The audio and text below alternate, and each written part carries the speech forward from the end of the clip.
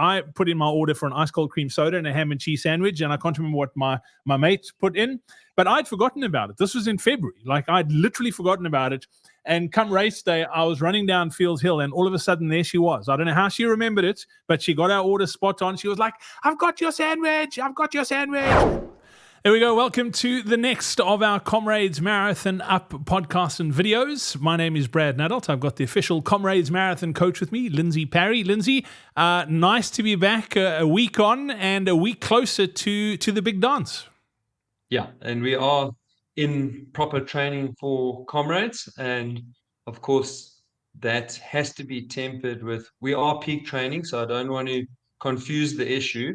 But that doesn't mean we're doing our biggest kilometers now, but we are absolutely steadily building up to peak mileage. So yes, things are getting serious.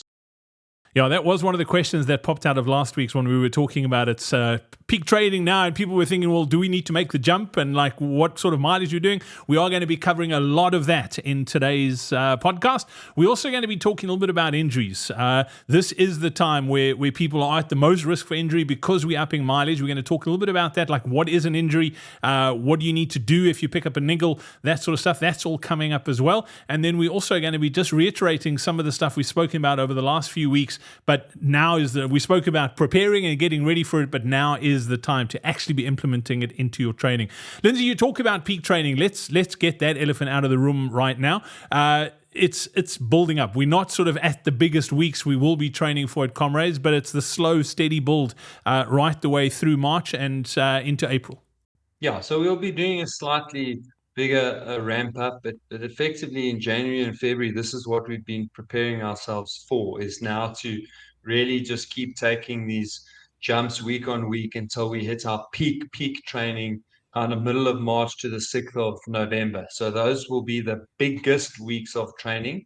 And now we are building up to that, probably just about to add in hill work too. So yeah, that's really what it's about. And then what does that mean? Well, we've covered, and the reason why we covered these things earlier while we were trying to hold everyone back is, how do you recover well? What are the things that you need to do? And the reason we've covered that is so that when we get to now, we can really start getting into our habits and our routines so that we can give ourselves the best chance of recovering and being able to handle this workload without getting sick and without getting injured. Okay.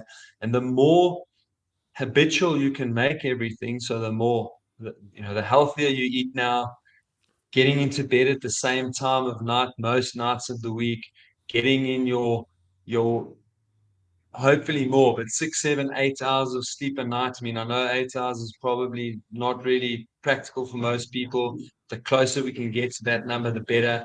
But certainly the earlier we're getting into bed before 8 o'clock, the better. That's really what we are trying to aim for when we get into this period. But that's what it's about. It's about the routine of the training as well as the routine of the rest of our day, so that we can really reduce the stress, we can really improve the recovery, and make sure that we can handle this constantly increasing training that is going to come over the next 13 weeks.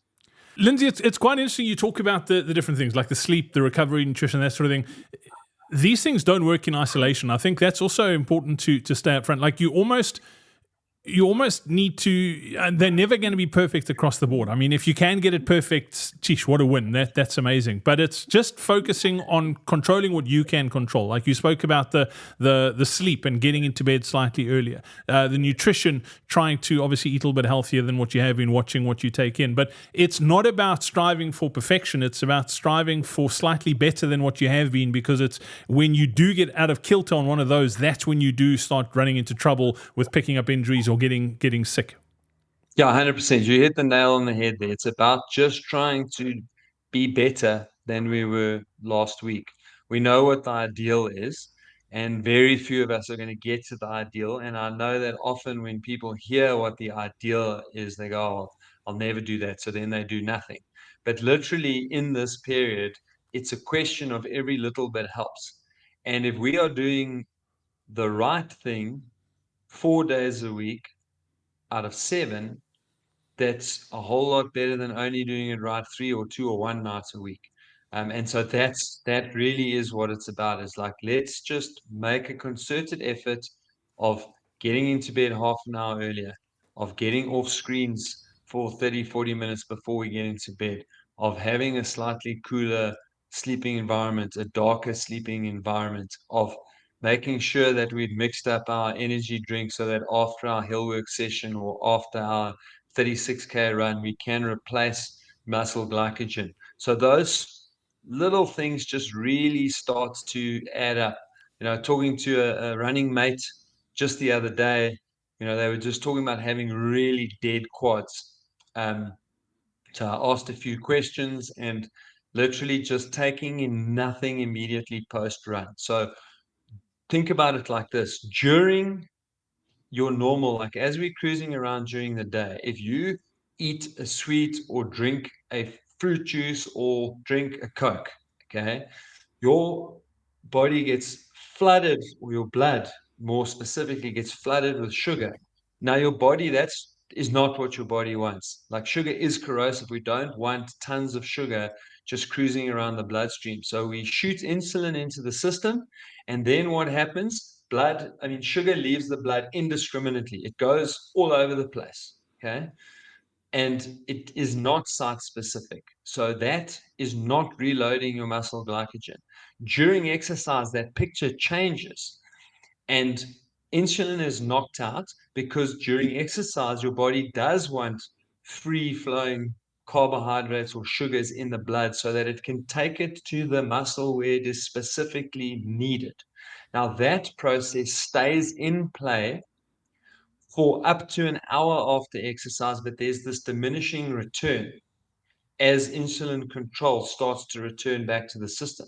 And that's why if you can take in a recovery drink literally within 15 to 30 minutes of exercise, it goes to where the demand is. And the demand is in your quads, calves, glutes, all the muscles that you used. So whoop, in goes the glucose, reloaded muscle glycogen, and we feel much better afterwards. Out of interest, that process now takes a few minutes if we try and reload muscle glycogen immediately after exercise. And if we don't, and we did no exercise, it would take up to 3 days of the indiscriminate pushing in before you would get full reloading of muscle glycogen where we need it for running. Okay, so that's the importance of little things, and all these little things are adding up to make these enormous differences. Yeah, it's amazing, and it's like you're running, Lindsey. I mean, if you think about it in running terms, it's not about doing 1 or 2 weeks of 150 Ks. It's every single week just doing a little bit, and that's what's going to get you to your Comrades medal. Let's talk about mileage. This is there's lots of talk around running clubs and what people are doing. Where should people be right about now with regards to mileage? Obviously, we can talk a little bit later on, perhaps in a podcast or two, where we're aiming for. But as it stands right now, second week of March, where should people be as far as mileage is concerned per week? Yeah. So this time I'm going to start with the finishes, and I'm going to move my way through to the silver medals, the opposite of what I often tend to do. But we've just come from building up in February from the 40s into the low 50s. And now, as we move through March, we want to build from the 50s into the 60s. And you're probably going to have one quite biggish week in March because you're going to do like a training marathon or an Omnidam or something along those lines. So there's going to be one really big week, but for the rest of it, we just want to kind of build our way through the 50s into the very low 60s. If you're training for a sub 11 or a bronze medal, we've just come from the low 60s, and now we're going to build up into the like 65. Don't quite want to get to the 70s just yet, but let's call it around 70, and again with one big week on top of that, as we have done. The sub 10 hour Robert Machali, we are hitting those 70K weeks now. So we're just getting you into those 70s. So we're definitely starting to build up. your Bill Rowan. We are moving towards 90 kilometers by the end of March, and we're moving from, let's say, the late 70s, early 80s up into the 90s. And then finally, for your Isabel Roche Kellys and your silver medalists, we should be moving into the hundreds now. We're going from 90 and we're hitting 110. And, as I spoke last week, we already had people in the 9 hours and silvers that were hitting 120 to 140 Ks a week, and that's too much. So we now should be getting consistently into the hundreds through March, 110. And again, remembering with all of these medals, we're going to have that one long run that really just tops us up and pokes its neck out above the other weeks in this month. And Lindsey, it's also important to say that there's probably people listening to this or watching this where they're freaking out because they're not there, and that's okay. Like I know you're not a huge fan of sharing exact numbers. I always push you to do it because I like to sort of let people know more or less where they are. But if you aren't on those numbers, don't panic. You don't have to be there. Like that's just like a guide. The last thing you want to do is go, well, I'm not there. I need to panic and I'm going to push harder now. And that's when you're going to get injured. So it's just more or less a guide. You can definitely, again, we say it all the time, it's probably better to err on the slightly lower side and get to Comrades slightly undercooked but uninjured than on the other side where you maybe overcooked and injured. So, just touch on that for folks who maybe aren't in those numbers that you just mentioned. And again, to reiterate what I said last week, at that 50 Ks a week between the 1st of January and race day will give you 1,000 kilometers, and then that is enough to finish Comrades. So again, we are in the second week of March, so we are building up there. So if you're on 40 Ks a week now and you build up by 3 or 4 Ks a week, you will be very close to where you need to be by the end of March, and then you'll carry on building up through April. So you will get there. You will get to your kind of 60, maximum 70 Ks a week if you're on a finisher's plan, 60, 65 Ks a week. And there will be a few of those bigger weeks. And I think that's also important to acknowledge, because a lot of people then also go, oh no, but now if I do this race, I'm going to end up on 75 Ks. And Lindsey said we should only be doing 60 Ks a week. That's kind of your week to week to week. And then we are going to have these essentially 3 weeks that'll poke their necks out above the water as we prepare for conference. Lindsey, before we talk about injuries and sort of identifying things that are possibly wrong within our bodies, let's talk just a little bit about this coming weekend. So Dam is happening this weekend. For folks overseas, it's a 50K ultra marathon that happens up north. Runs around a dam called Hartbeespoort Dam. I've done it. It's not the easiest of ultras. It can get quite hot. But let's just talk Dam, but let's talk in general for peeps who are planning an ultra and using it as a sort of testing ground from a nutrition point of view. Can we talk about how you go about talking somebody through planning a nutrition strategy and using it as a practice event for a race like Comrades? So if somebody's listening to this, then they don't have any idea of what they're doing nutrition-wise or what they need to do for Comrades, how would you approach if you were running Dam this weekend from a nutrition point of view? Running the Comrades Marathon doesn't have to be scary and intimidating. Just thinking about running 90 kilometers or 56 miles should give you butterflies in your stomach. Add to that the hills you have to run up and down and having to do it in under 12 hours. The thought of it is enough to freak the most seasoned runner out. Never mind a newbie to ultra running or a Comrades Marathon novice. As much as Comrades is a physical challenge, it's just as much a mental challenge. The constant mental gymnastics of second guessing yourself takes its toll. Am I training enough? How long should my long runs be? How many marathons should I run? What does this pain in my knee mean? My ankle is sore. Should I rest or run? And then the two big ones. Am I fast enough? And will I finish? The questions never stop. The constant worrying is exhausting. And that's exactly why we've created the Comrades Marathon Training Roadmap. It's a proven step-by-step training plan to get you from where you are today to having a Comrades medal around your neck without the stress and worry, knowing that you've done what it takes to finish the ultimate human race feeling strong and in control, ensuring that you arrive at the start line fit and most importantly, injury-free, because more than 64% of those who didn't finish the race last year started with an injury.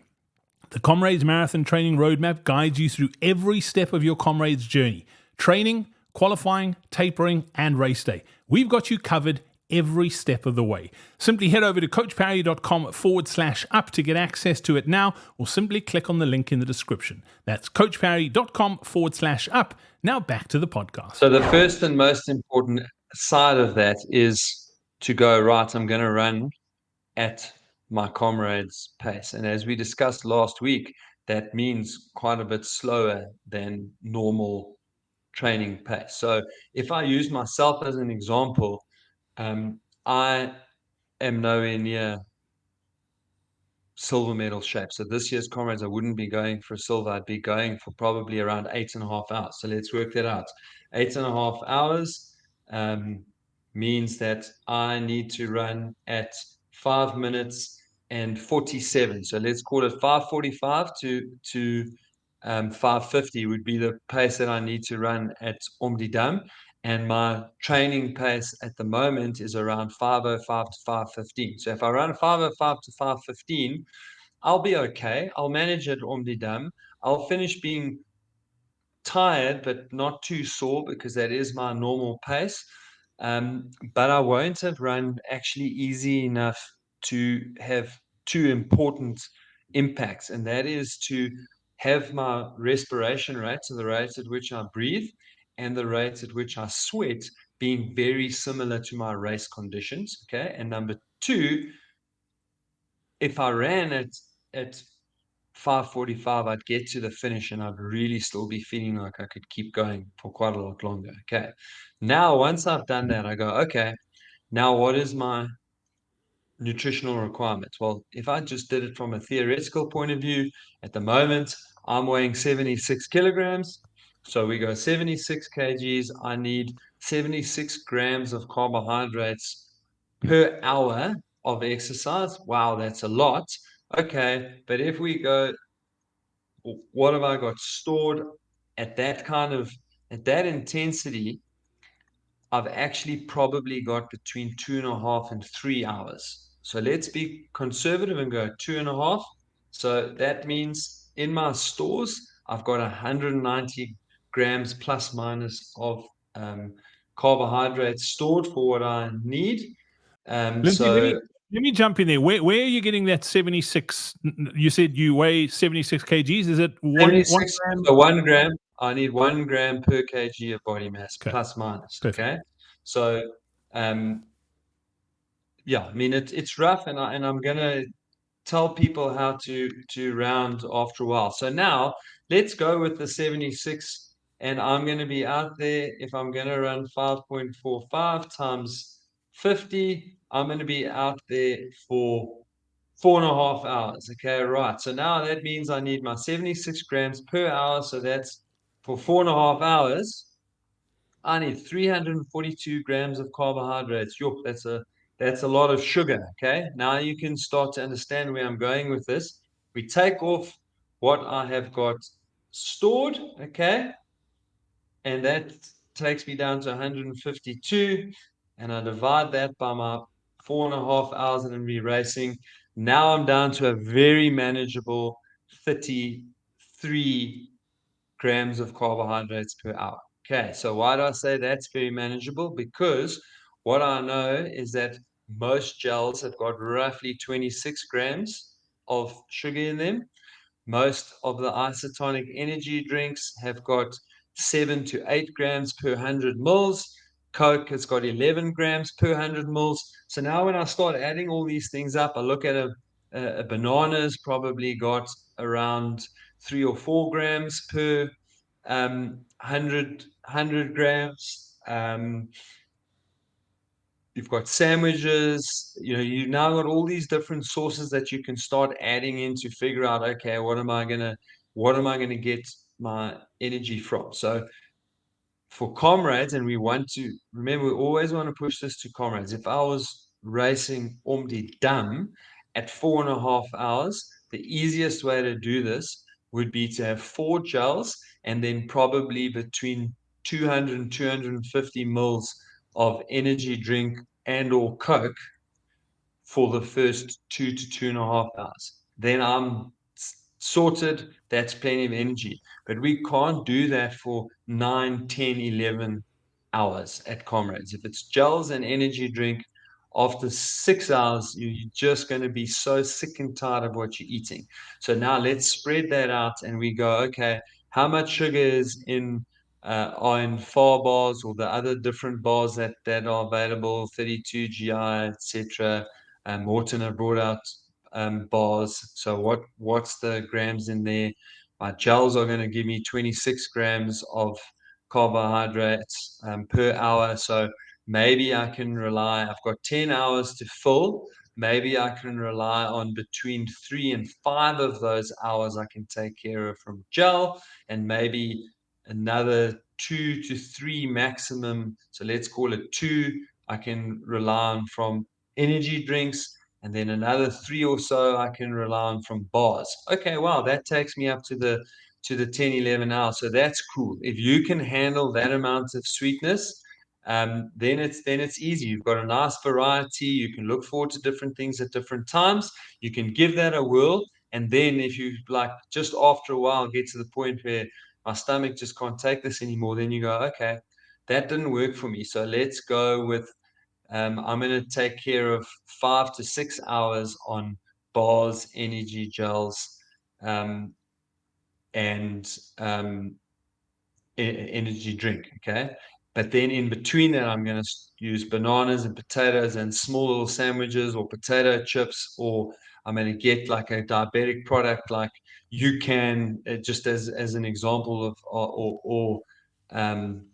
there's a range of diabetic energy products. So that's kind of now how you go about managing it. I know how many grams I need per hour now. I'm going to figure that out. And then I'm going to try and lump together these things and have this nice wide variety, chopping and changing as I go through the day, things that I look forward to the taste of. And the things that you like the most, I would push later in the race.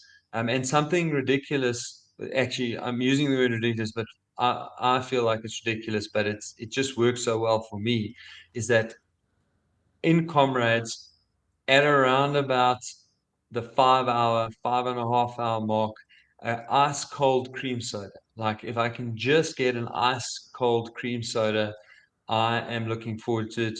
My mate literally like 5 days ago was telling me those orange, old school orange, not ice creams, the like ice pop type things.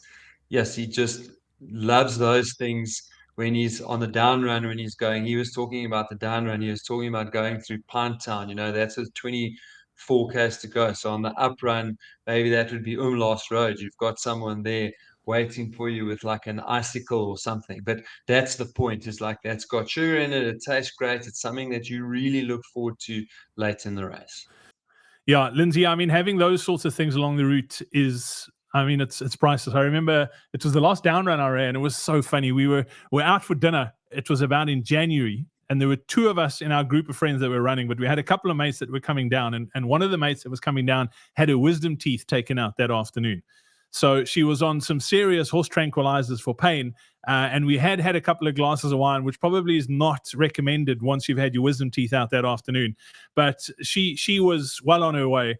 And she was asking us, I'm going to be on the route. What do you want? So I put in my order for an ice cold cream soda and a ham and cheese sandwich. And I can't remember what my mate put in, but I'd forgotten about it. This was in February. Like I'd literally forgotten about it.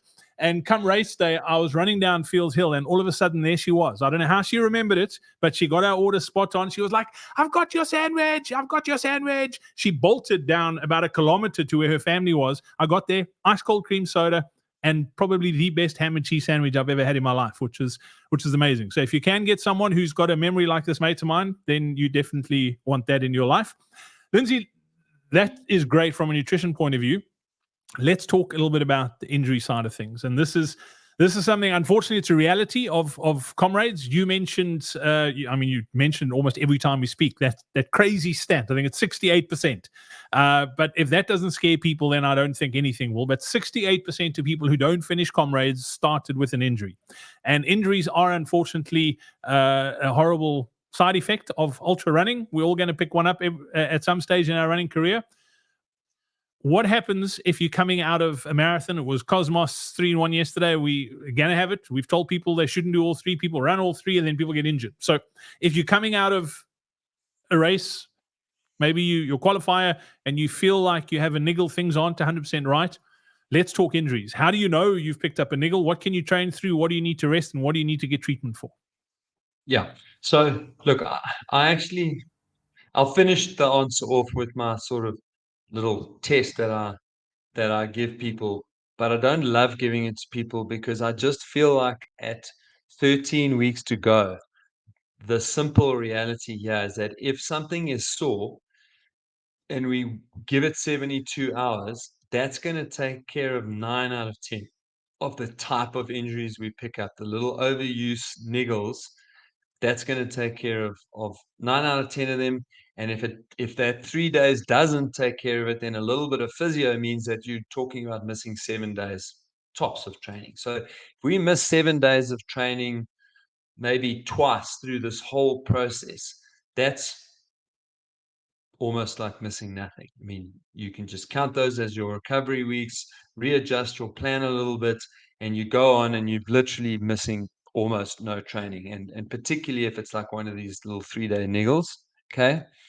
But the normal cycle of that is, it's not so bad. So let's just train and see how it goes. And if it's not too bad, I'll just carry on training. And even if it's very low key and you're aware of it, but it's not impacting your running, you do that for a week and you now have a chronic injury. And once you've got a chronic injury, much harder to treat.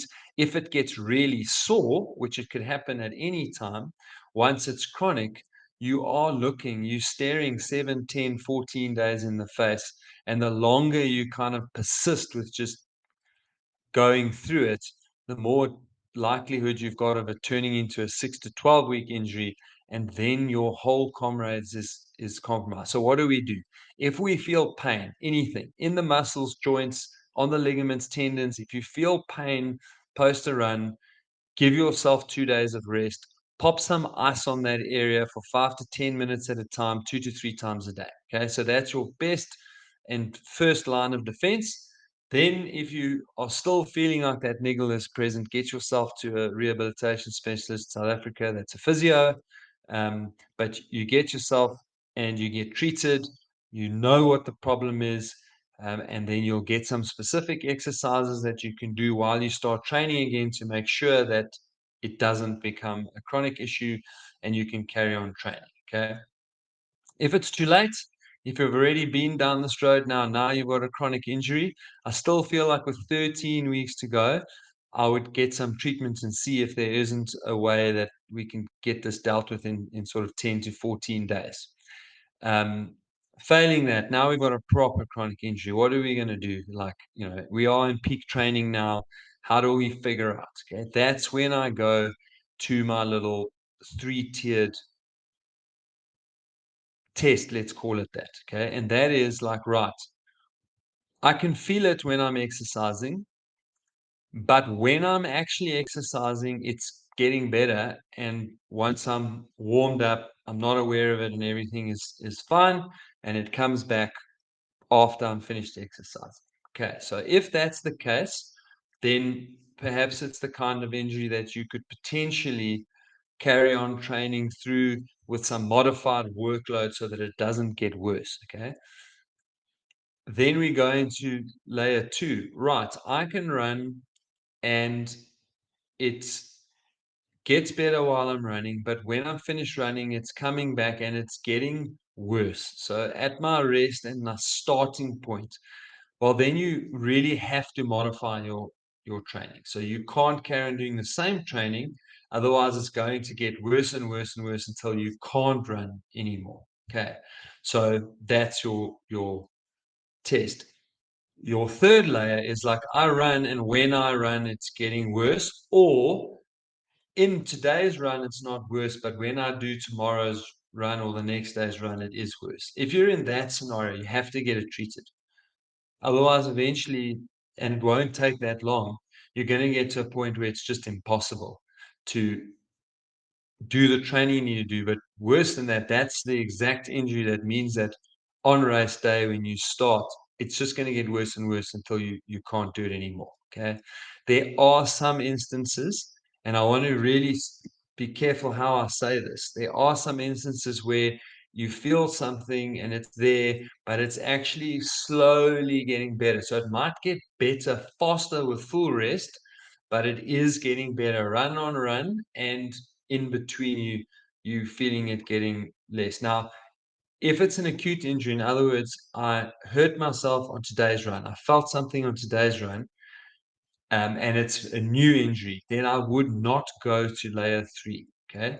I hurt myself on today's run. I'm taking off 2 days. I'm going to ice and see how it responds. Number 3 is really only there if you go, okay, I've got this injury. It is irritating. It's not really impacting my running.